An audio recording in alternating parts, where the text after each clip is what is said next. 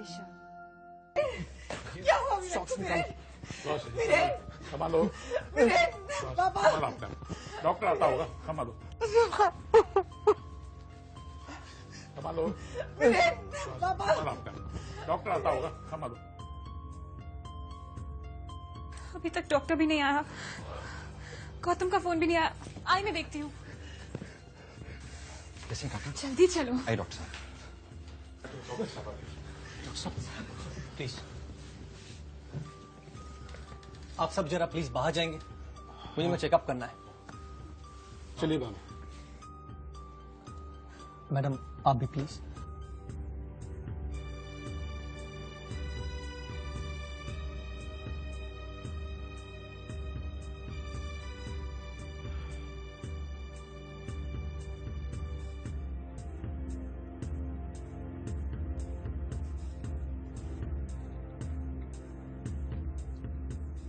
ये अचानक बेहोश कैसे हो गया? दिन भर तो बिल्कुल ठीक था।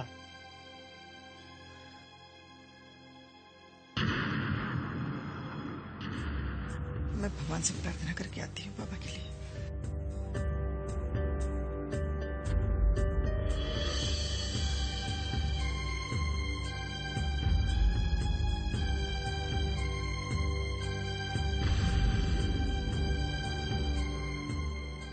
भगवान,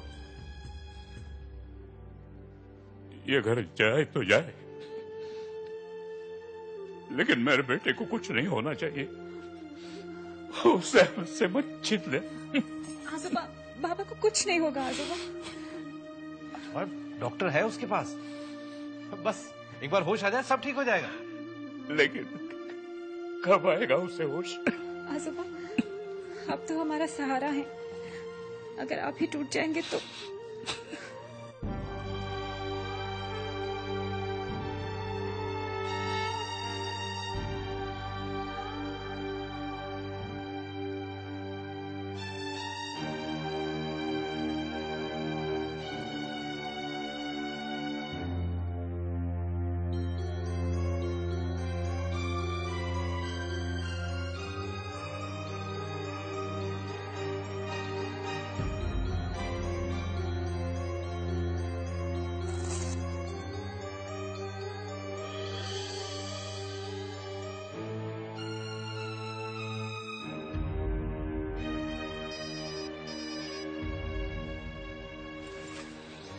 hello dad, where are you dad?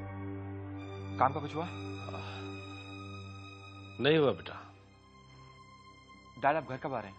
कह नहीं सकता बेटा, विजेंद्र अंकल की तबीयत बहुत खराब है। क्या क्या हुआ डैड उन्हें? पता नहीं, डॉक्टर आए हुए हैं, बेहोश हो गए। तबीयत संभलते मैं आता हूँ। डैड मैं अभी वहां पहुंच रहा हूँ। नहीं सुनो इंदर, मेरी बात।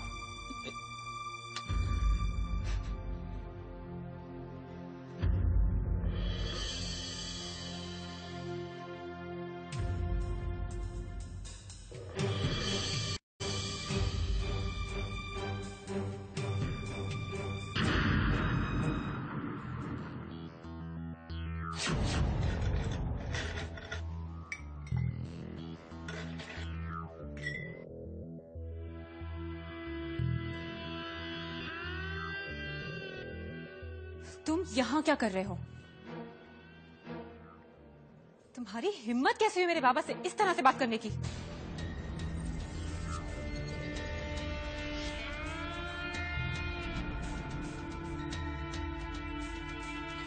बहुत मजा आ रहा है इस खेल में। मैंने तुमसे कहा था ना दिशा कि तुम्हारी दुनिया उजाड़ के रख दूंगा, सो कर दिखाया। मैंने तो अपना वादा निभाया और निभाता रहूंगा।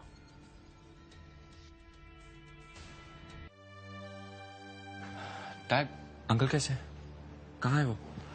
अपने कमरे में है बेटा, डॉक्टर चेकअप कर रहे हैं। सब ठीक तो है डैड? उन्हें क्या हुआ? पता नहीं, अचानक बेहोश हो गए।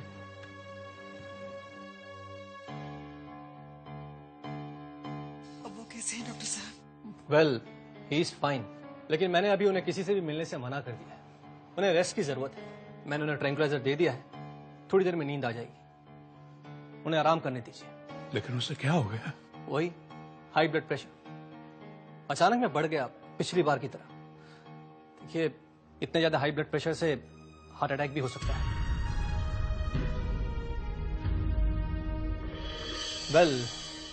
लेकिन इस वक्त सब कुछ कंट्रोल में है। मैंने दवाई दे दी है, कल तक ठीक हो जाएंगे। आप कह रहे थे वो कुछ स्ट्रेस में थे। देखिए प्लीज इस बात का ख्याल रखिए कि उन पे कोई स्ट्रेन ना पड़े। हाँ, बाकी एवरीथिंग इज फाइन। उन्हें आराम करने दीजिए। मैं 3 घंटे बाद फिर से आऊंगा उनके चेकअप के लिए। ओके, या थोड़ा ध्यान रखिएगा।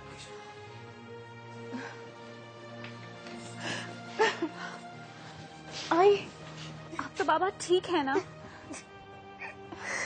अगर मैं कुछ हो जाता तो। अरे भाभी, सब ठीक हो जाएगा। आप चिंता मत करिए। डॉक्टर ने कहा ना अभी। यार वो पैसे का क्या हुआ? Is there any hope? नहीं बेटा, नो होप्स। हर जगह कोशिश कर ली, और जो लोग मदद करने के लिए तैयार हैं उन्हें भी टाइम चाहिए। और टाइम है नहीं डैड।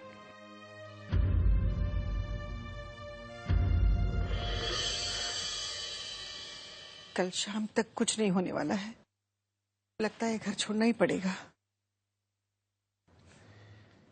डीके ने हमारे लिए कोई ऑप्शन छोड़ा ही नहीं। उसकी लोन की रकम ही हम नहीं दे सके, 5 गुना कहां से देंगे?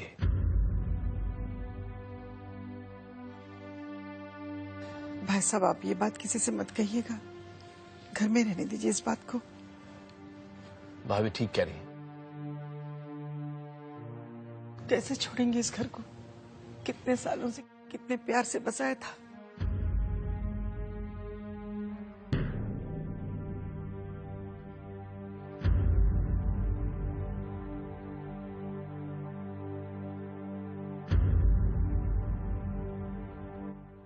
आई, आप ऐसा क्यों कह रही हैं? हम जाएंगे कहाँ? ये सोचा है किसी ने? इसमें सोचना क्या है? मेरा घर है, आप लोगों का घर है। नहीं भाई साहब, हम लोग कुछ दिन होटल में रहेंगे।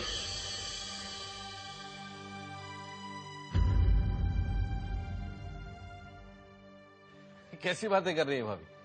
मैं आप लोग कहीं जाने ही नहीं दूंगा। भाई साहब, ऐसा नहीं हो सकता भाई साहब। भाभी ऐसा मत कहिए। विजेंद्र की तबीयत खराब है, ऐसी हालत में उसे लेकर आप कहाँ जाएंगे? डॉक्टर ने कहा ना वो कल शाम तक ठीक हो जाएंगे। इतना बड़ा परिवार है आपका भाभी, कहाँ जाएंगे आप लोग? विजेंद्र को देखभाल की जरूरत है, बाबा को नहीं। हाँ आंटी, वैसे भी डैड और मैं तो 2 ही लोग हैं। हम लोग कहीं और रह लेंगे। आप लोग हमारे घर में आराम से रह सकते हैं। नहीं इंदर, ऐसा नहीं हो सकता। ये मुझे पसंद नहीं है।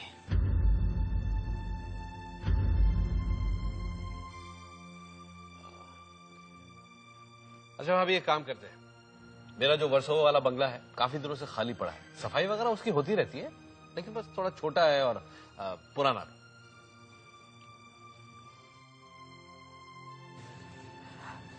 हाँ, हम लोग वहां रह सकते हैं। हाँ बस हो गया ना, तय हो गया। फिर मैं उसको कल के लिए बिल्कुल खुलवा के तैयार हूं।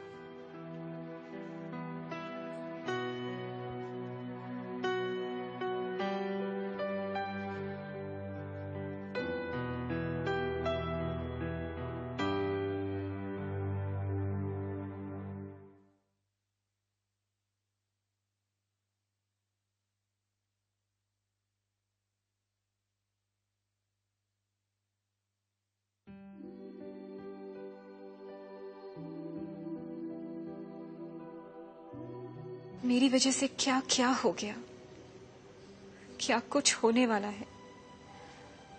बाबा, आप माने या ना माने, लेकिन इन सब के लिए मैं जिम्मेदार हूं। मैं पता नहीं कल क्या होगा। किसकी नजर लग गई आपकी खुशियों पर, हमारे रिश्ते पर। मुझे तो बहुत चिंता हो रही है बेटा। विजेंद्र की तबीयत ठीक हो जाए। सारा परिवार इस वक्त बहुत बुरे वक्त से गुजर रहा है और मैं कुछ भी नहीं कर रहा हूं, कुछ भी नहीं कर पा रहा हूं बेटा।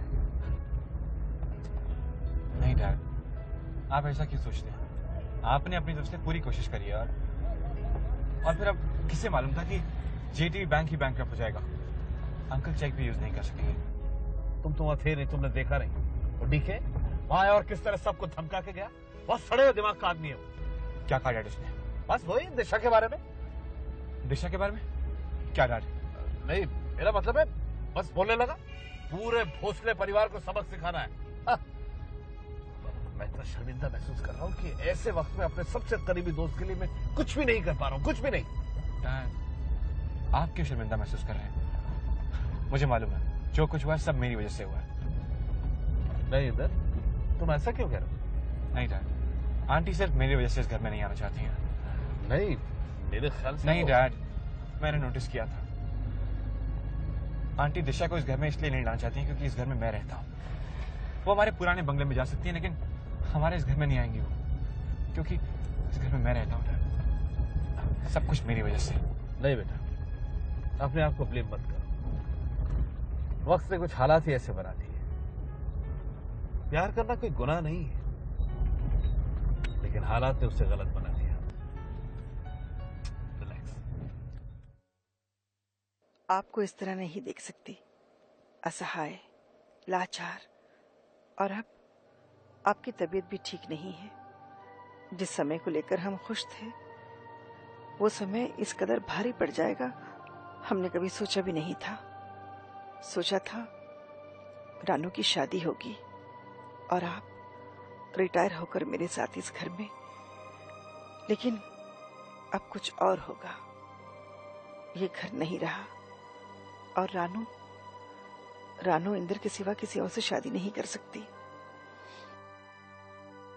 एक रास्ता है, दिशा इंदर को छोड़ दे और ये घर भी, यही एक रास्ता है। मैं भी यही चाहती हूँ, डीके भी यही चाहता है। दिशा डीके के पास चली जाए। नहीं नहीं, मैं क्या सोच रही हूँ, मुझे माफ कर दो भगवान। दिशा हमारा खून नहीं हो तो क्या हुआ, इस घर का अटूट हिस्सा है वो, हमारी बेटी जैसी है।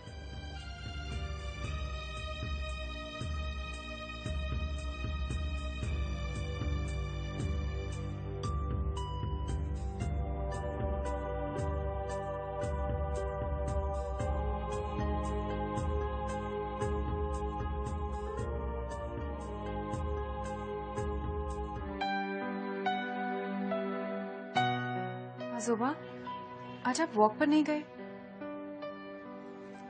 उठिए ना आजोबा, उठिए ना आजोबा, वॉक के लिए जाइए। देखिए मैं आपके लिए दूध लाई हूँ। आज 40 साल में पहली बार वॉक पे जाने का मन नहीं है दिशा।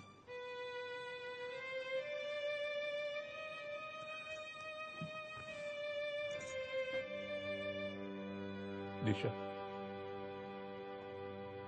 कभी सोचा भी नहीं था इस घर को छोड़ना पड़ेगा। तुम क्यों दुखी होती हो? मैं दुखी नहीं हूं। चलो, नए घर में रहने को मिलेगा, एक एक्सपीरियंस हो जाएगा। जिंदगी में यही कभी अनुभव नहीं किया था जो अब अनुभव करने का मौका मिल रहा है। मैं बंबई वालों से सिर्फ इस इशू पर मात खा गया था। बंबई वाले अक्सर 11 महीने में घर खाली करते हैं, नया घर लेते हैं। मैं भी बंबई वालों से पीछे नहीं रहा।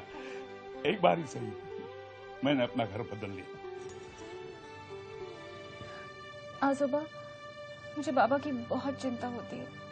अरे, तेरे सर पर 2 पीढ़ी बैठी है चिंता करने के लिए, तू क्यों चिंता करती है? विजेंद्र बहुत स्वाभिमानी है, किसी के सामने उसने अपना सर नहीं झुकाया, अपनी कोशिशों से इस मकाम तक पहुंच गया। लेकिन अब सब खोना पड़ रहा है। मैं तो नियति पर हंस दूंगा, लेकिन विजेंद्र समझता है कि वो सब हार गया।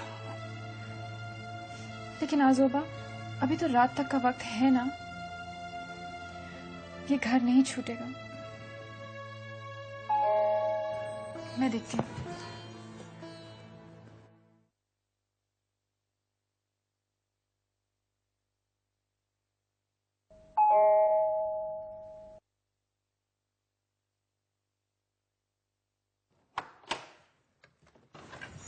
जी, किससे मिलना है आपको?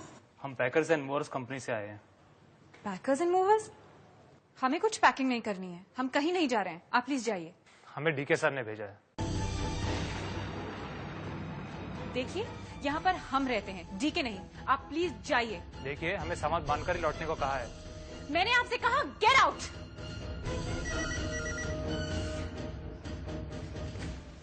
हेलो। पहुंच गए हमारे आदमी। मैं जानता हूं तुम्हारे पास पैसे नहीं हैं। उन्हें पैकिंग करने दो, बिल मैं पे कर दूंगा।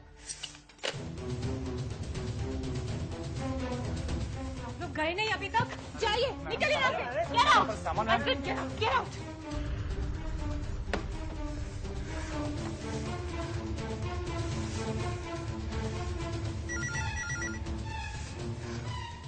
दिशा, किसका फोन था? रॉन्ग नंबर था आजोबा।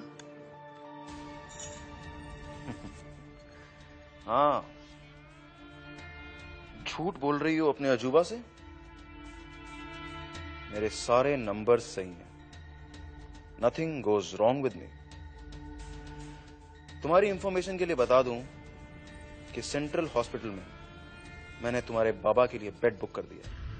उस बेड की जरूरत तुम्हें पड़ेगी दुष्यंत कुमार सहगल, हमें नहीं। जो दूसरों का बुरा चाहते हैं उनका भी बुरा ही होता है, याद रहे। और तुम सिर्फ मेरा ऑफर याद रखना। अगर जरूरत पड़े तो मुझसे मिलने आज रात मेरे घर पे आ जाना। सब ठीक हो जाएगा, अगर तुम चाहो तो।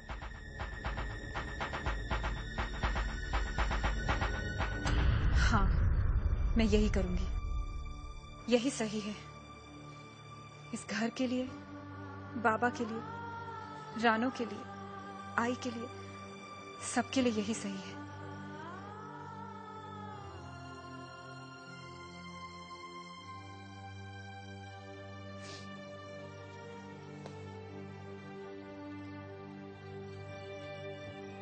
दिशा बेटा, सो रही? सुहास ने कुछ कह दिया तो फिर? अच्छा, समझा। मैं तुम लोगों को छोड़ के जाने वालों में से नहीं हूं। नहीं बाबा, ऐसा मत कहिए। मैं तो सिर्फ सबको परेशान देखकर रोना आ गया। बेटा, अगर तू रोएगी तो बाबा और परेशान होंगे। तू चाहती है कि बाबा और परेशान हो? नहीं बाबा, मैं तो हमेशा आपको खुश देखना चाहती हूँ। बाबा, मैं आपसे वादा करती हूँ, इस घर की हर परेशानी को दूर कर दूंगी। That is like my दिशा। बस इतना छोटा सा smile. That is like my girl। चला बेटा, अंदर चल।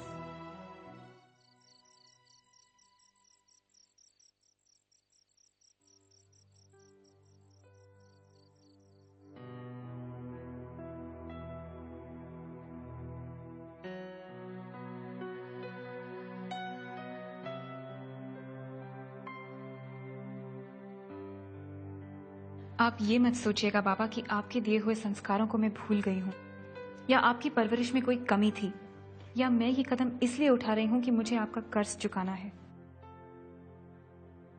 आपका कर्ज तो मैं कभी चुका ही नहीं सकती। आप लोग तो मेरा जीवन है, मेरी आत्मा है। आपके चरणों में खड़ी होकर मैं सिर्फ एक ही दुआ मांगती हूँ कि अगले जन्म में भी आप ही मेरे आई बाबा रहें।